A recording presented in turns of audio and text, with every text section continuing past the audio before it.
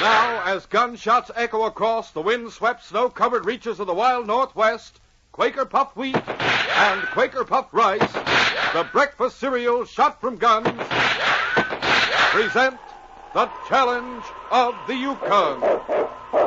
It's Yukon King, swiftest and strongest lead dog of the Northwest, blazing the trail for Sergeant Preston of the Northwest Mounted Police in his relentless pursuit of lawbreakers. On, King! On, you huskies! Gold discovered in the Yukon. A stampede to the Klondike in the wild race for riches. Back to the days of the gold rush. With Quaker Puffed Wheat and Quaker Puffed Rice, bringing you the adventures of Sergeant Preston and his wonder dog Yukon King as they meet the challenge of the Yukon.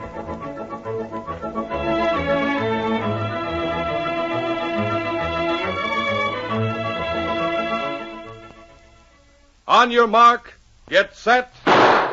Fellas and girls, running foot races or playing baseball or any sport calls for a hearty breakfast. Tomorrow, make yours a breakfast of delicious Quaker Puffed Wheat or Quaker Puffed Rice with milk or cream and fruit.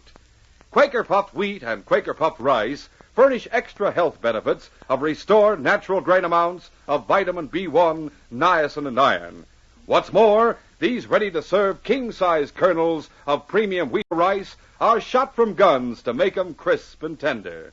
They're shot through and through with bang-up nut-like flavor, too. They're delicious.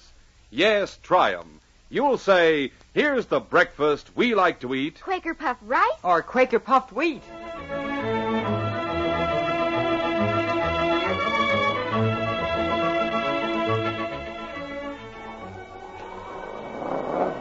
The great dog King struggled free from the snowbank in which he had burrowed close to his sleeping master.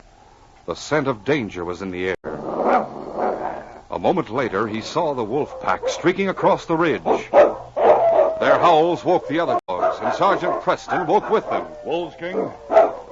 Yes, hungry, too. Still a little fire. I'll build it up. The sergeant pulled himself out of his sleeping bag and piled more wood on the fire.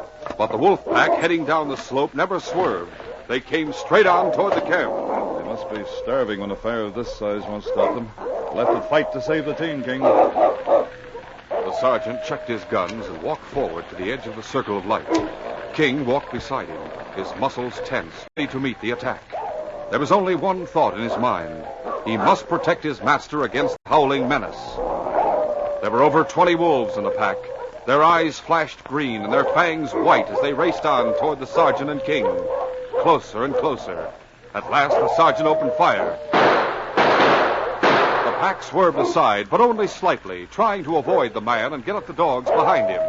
Then King dashed forward to intercept them. He threw himself at the leader and knocked him off his feet. The leader's fangs slashed his shoulder open. The pain was sharp, searing, but King never wavered in his attack. As the sergeant fired point blank into the pack, he fought to subdue his savage opponent. The wolf was a giant, even larger than King, and stronger than any animal the dog had ever met before. King went down before a charge from the wolf, and the wolf fangs raked close to his jugular. It took a supreme effort to wrench himself free. Desperately, he grabbed for a hold.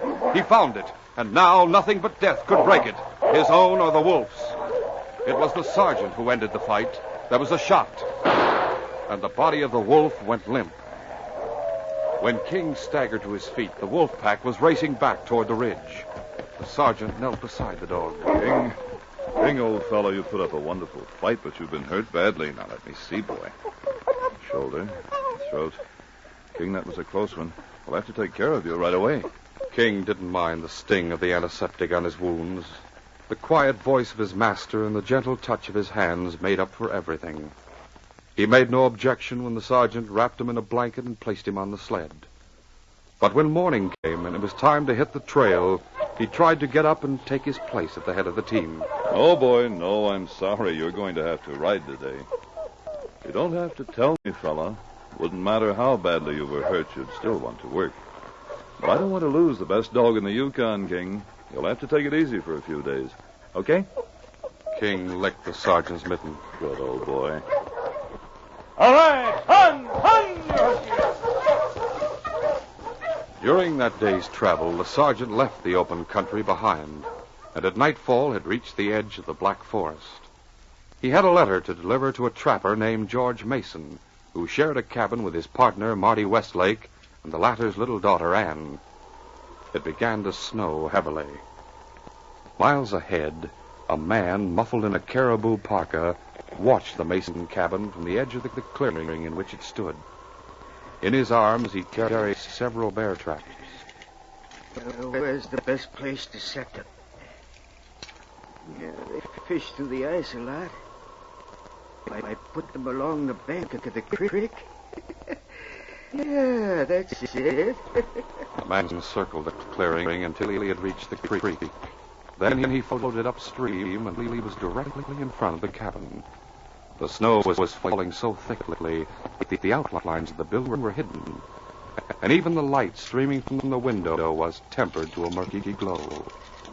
The man set his trap. There's no need to hide them. The snow will do that for me.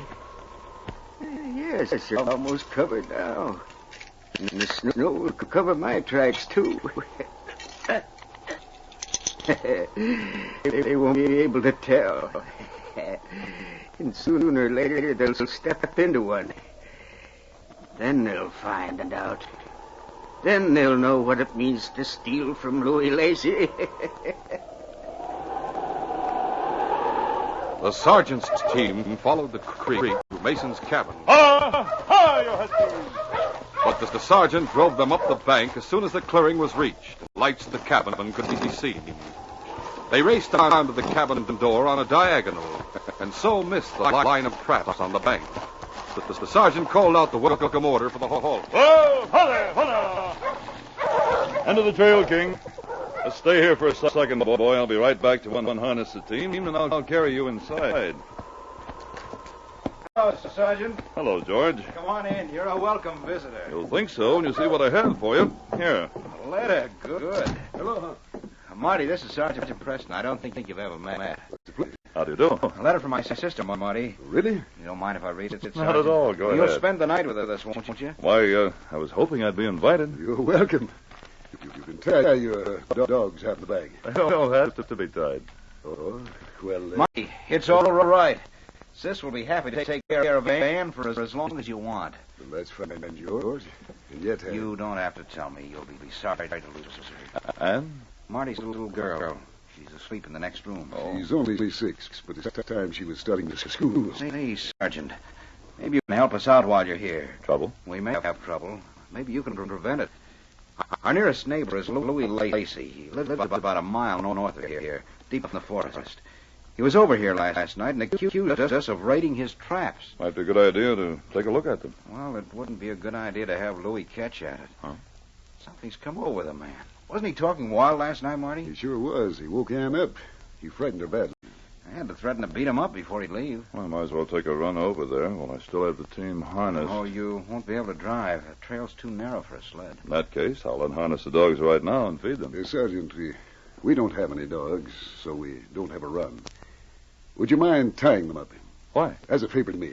But they're perfectly gentle. They won't mind it too much, will they? Well, I don't suppose so, if you insist. I'm afraid Marty doesn't like dogs, Sergeant. I see. Well, my lead dog's been badly hurt. King's been hurt? Wolfpack attacked us last night, and he fought the leader. I was going to ask if I could bring him in here tonight. No, that's impossible. In the same house with Ann? His shoulder's been bandaged, he'll lie on a blanket, and he won't even move. King's the finest dog in the world, Marty. I can't stand for it. You know why, George. Whatever you feel about dogs doesn't apply to King. Sergeant, I don't want you to think I'm unreasonable. But the summer Ann was 3 years old, we were living in Dawson. She toddled out of the house one day, and there was a dog running down the street. He wasn't mad, but he was savage. Ann reached out to stop him, to pet him. And he turned on her. I was coming around the corner of the cabin when I saw it. Well, I was in time, thank goodness. But Ann still has a little scar on her neck. We thought she was going to die. Can you blame me for the way I feel? No. Except But you might change your mind about dogs a little if you ever got to know King. I can't stand any dog around. There's a shed out in back, Sergeant. We can make him comfortable there. All right, that'll be fine. And so King was bedded down in the shed back of the cabin that night. That suit you, King? One more day of rest, and you'll be able to move around all you want to. Good night, boy. The sergeant fed the team and tied them up. Then, with George Mason acting as his guide, he started through the forest toward Louis Lacey's cabin. It was still snowing hard, but there was very little wind. The two men had traveled about half a mile when Mason stopped. Here, Sergeant. Louis usually has a line of traps running to the west from that big pine ahead of us. George? Yeah? I know who's been raiding his traps. Huh? Look at these tracks. A wolverine made them. You're right. And he didn't make them long ago. Snow hasn't covered them. Come on, we may catch him red-handed. The two men ran along the trail to the big pine. There he is, by the first trap. Hold it. There's that something in the trap. There's something in the trap, and the wolverine's killed it. He's eating. You gonna try a shot? I can't get any closer. He's downwind from us. He can hear us. I'll have to shoot from here. Okay. I think you got him. Come on, we'll see. You did. You drilled him clean. Yes.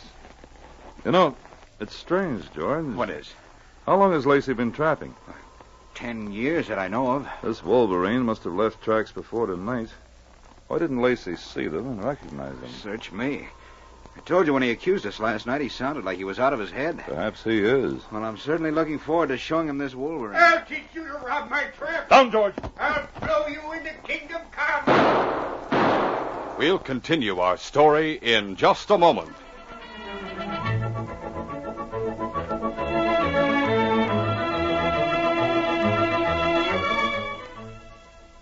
I am thinking of something. Can you tell me what it is? Gee, it looks like we're going to play that swell game again. Boy, and all of us can play it, too. Right, kids. Remember, you just ask me questions. I'll answer right or wrong, and you see how quick you can guess just what it is I'm thinking of. Ready? Okay. Let's see. Is it something famous? Right you are, Billy. Gosh, it wouldn't be Quaker puffed wheat or Quaker puffed rice. We had that before. And it wouldn't be the gun that shoots them either. Nope. Well, does it have anything to do with Quaker puffed wheat or Quaker puffed rice? Yep, very much so. Boy, this is tough. Well, here's a tip. What's your favorite color? Mine's red. Mine's blue. Red and blue. Does that remind you of anything? Sure, the red and blue Quaker package. Well, that's close, Sandra. Actually, what I'm thinking of in particular is something else right on the front of every package of Quaker puffed wheat and Quaker puffed rice. Oh, now, Billy, don't look so discouraged. Cheer up. Smile. Huh? Well, gee, I got it. It's a smiling Quaker man on the package. Right, kids. I was thinking of the smiling Quaker man on the front of every package of Quaker puffed wheat and Quaker puffed rice. And when you fellas and girls want the swellest tasting breakfast ever, think of delicious, ready-to-serve wheat or rice shot from guns. And when you want the original Quaker puffed wheat and Quaker puffed rice, there's only one way to get these crisp, tender, king-size kernels exploded up to 8 times normal size. Ask for crisp, fresh Quaker puffed wheat and Quaker puffed rice. They're never sold in bags or bulk. Yes, always remember to buy the big red and blue packages with the smiling Quaker man on the front. He's your guarantee that you're getting the one and only Quaker puffed wheat and Quaker puffed rice. Shot from guns.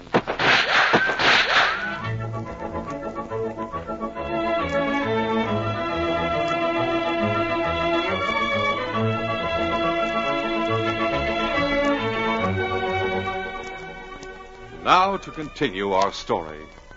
Just before the shotgun blasted the silence of the forest, George and the sergeant dropped to the ground behind a tree.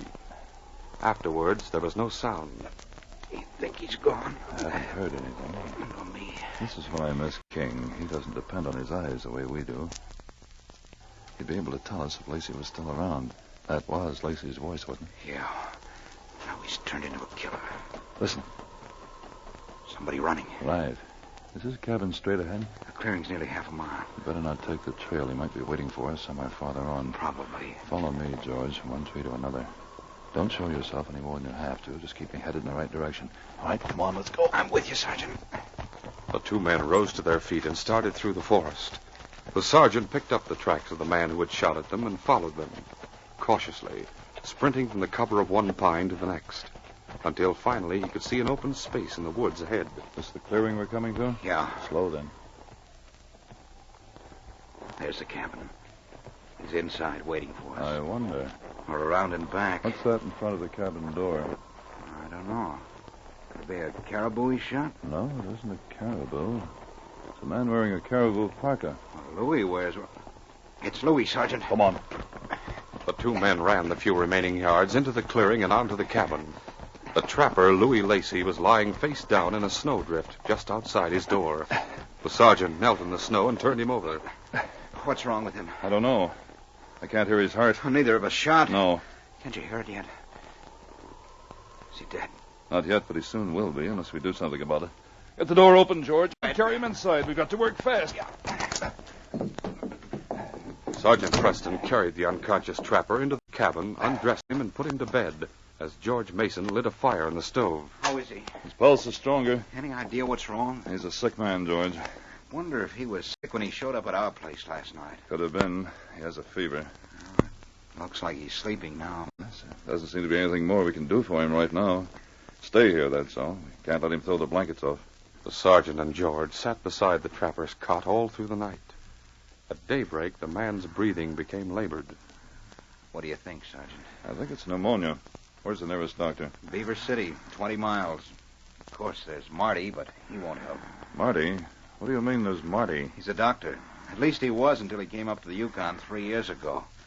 He gave it up when his wife died back in the States. He says he killed her. What are you talking about? Oh, I don't mean murdered her, but she was sick, and he was taking care of her, and she died. Oh.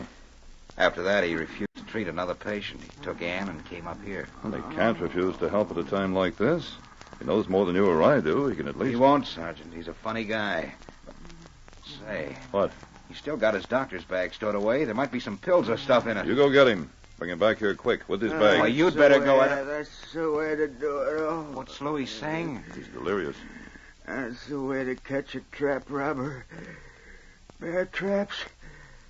That'll teach him. Yeah, it don't make sense. I wonder. That'll teach him.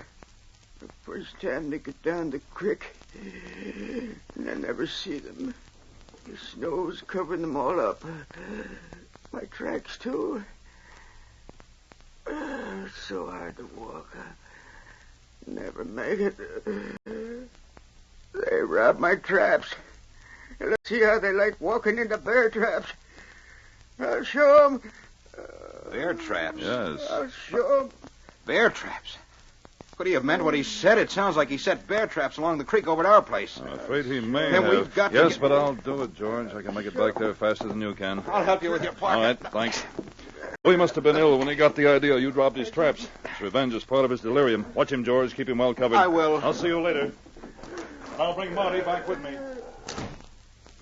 Marty, who had fallen asleep in a chair by the stove, waiting for the return of George and the sergeant, was wakened by the sunlight streaming through the window. He started to his feet, concern written in his face. He slipped into his parka, picked up his rifle, and left the cabin. It was the slamming of the door that woke little Ann. Daddy? Daddy? When there was no response to her call, she slipped out of bed and dressed herself. A few minutes later, her parka buttoned tight against the cold, she stepped out of the cabin. Daddy? Uncle George? Where are you? Maybe they're out in the shed fixing traps. The little girl ran around the cabin to the shed. She didn't see the sergeant's team, who had been tied behind the shed and had burrowed deep in the snow. But when she opened the door, she saw King. A dog! Daddy's brought a doggie. Oh, you're beautiful. You're the most beautiful doggie in the whole wide world. Oh, your coat fits like silver. Pain shot through King's shoulder as the little girl patted him, but he recognized the affection in her voice and made no effort to move away. Then the little girl grasped his harness and pulled him to his feet. Come on out and play. We'll go down to the creek, doggie. Now brush away the snow, and you can pull me along the ice. Come on, boy.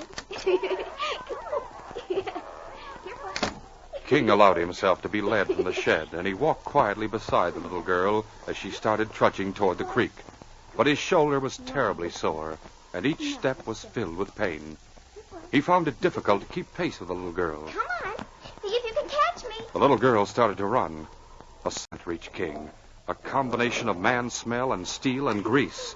The sergeant had taught him all about traps, and King knew that there was one buried in the snow directly ahead of the child.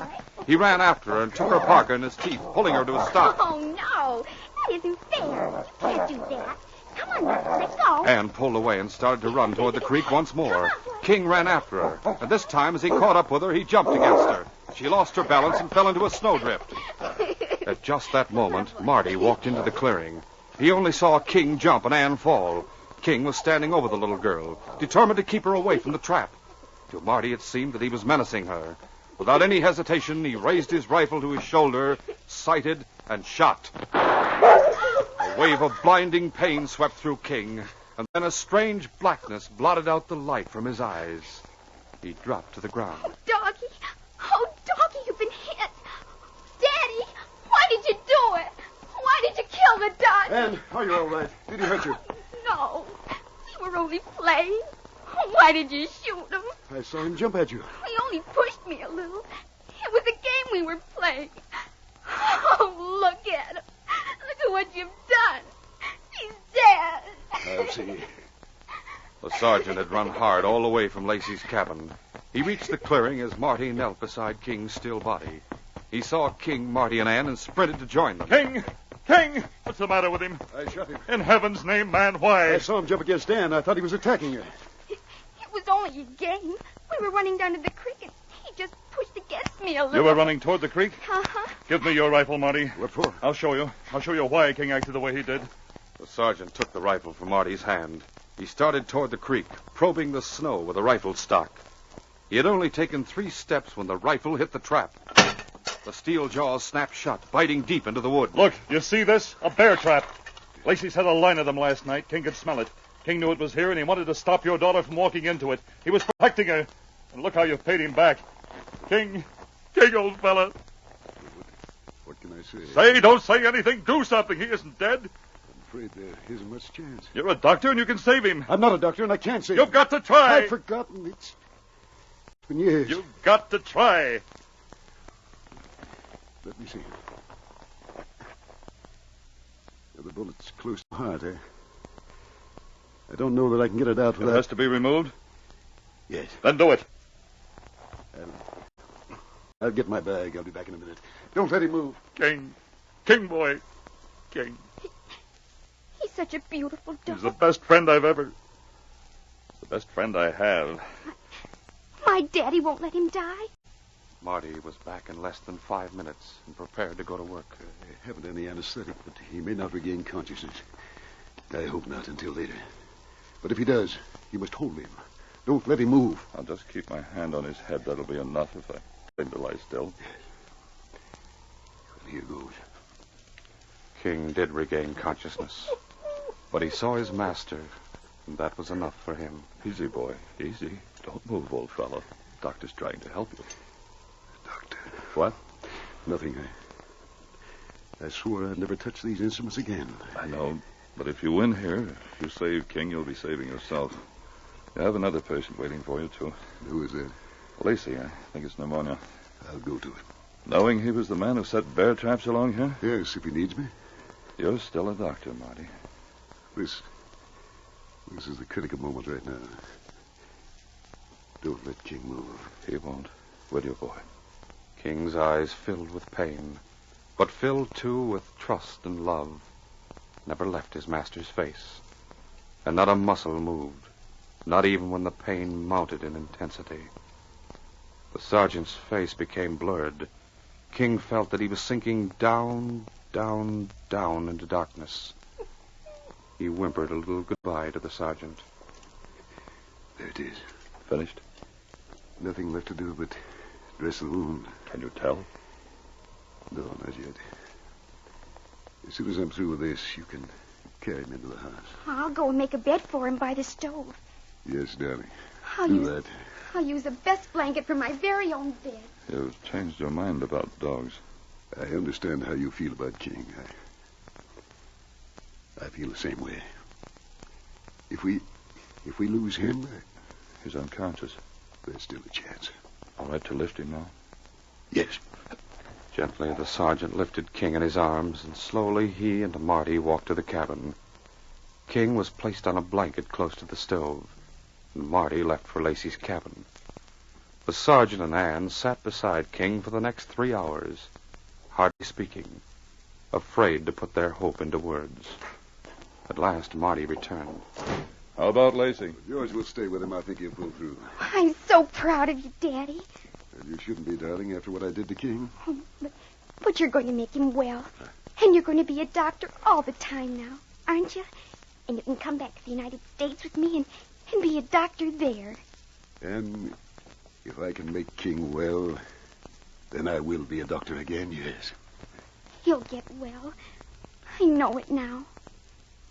Sergeant, Yes, Ann. put your hand on his head, like you did before. All right. He loves you so. He'll answer if you call him. I know he will. Say his name. All right. King.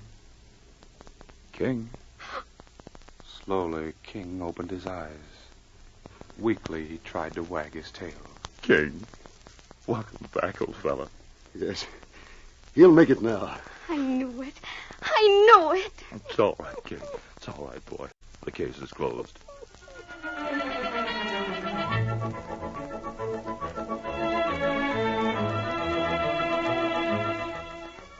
In just a moment, Sergeant Preston will give you a preview of Wednesday's adventure. Here's the breakfast that wins the praise of so many He-Man Hollywood movie stars. It's Quaker puffed wheat. Or Quaker puffed rice. These ready-to-serve cereals are shot from guns. They're crisp and tender. They're shot through and through with nut-like flavor, too. Pour yourself a bowl full of Quaker puffed wheat or Quaker puffed rice. Add milk or cream. Top with fruit. It's keen. It really hits the spot. And it's good for you. Take a tip. Ask Mom to order both delicious kinds in the big red and blue Quaker packages. That's Quaker puffed wheat and Quaker puffed rice. These radio dramas, a feature of the Challenge of the Yukon Incorporated, are created and produced by George W. Trendle, directed by Fred Flowerday, and supervised by Charles D. Livingston. The part of Sergeant Preston is played by Paul Sutton. They are brought to you every Monday, Wednesday, and Friday at this same time by Quaker puffed wheat and Quaker puffed rice, the breakfast cereal shot from guns. Listen Wednesday when Sergeant Preston and Yukon King meet the challenge of the Yukon in the case of the perfect crime. When Roy Nealon was murdered in Dawson, I trailed the killers to the entrance of the cave. They were waiting with guns to get me if I went in after them, and I knew that if I didn't get them, they would probably kill young Jackie Nealon, whom they held as hostage. I faced a mighty tough situation. Be sure to hear this exciting adventure Wednesday.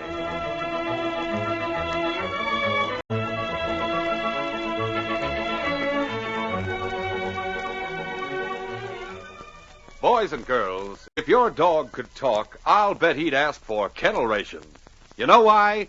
Because kennel ration is one dog food that is made with lean red meat, choice cuts of U.S. government-inspected horse meat. Have Mom open a can. Notice the appetizing aroma. You can actually see the chunks of meat. And Mom will be glad to know that kennel ration helps develop a thick, glossy coat that dirt won't cling to. Ask for kennel ration, first in canned dog food.